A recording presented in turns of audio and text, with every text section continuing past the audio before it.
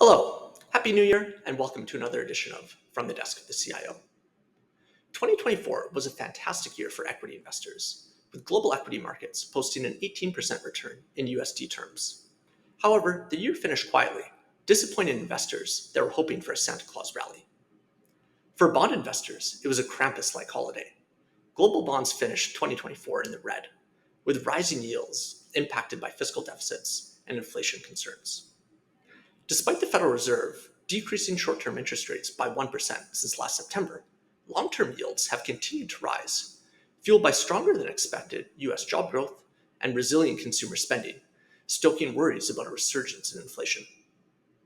The big questions for investors in 2025 will be at what level do rising yields start to impact corporate borrowing, consumer sentiment, and broader economic growth. With equity valuations expensive and bonds struggling, investors face tough choices. At Viewpoint, we believe that inflation and fiscal deficits will be the big catalysts that investors should be mindful of in the year ahead.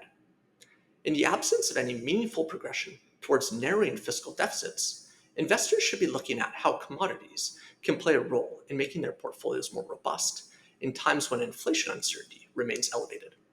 Happy investing.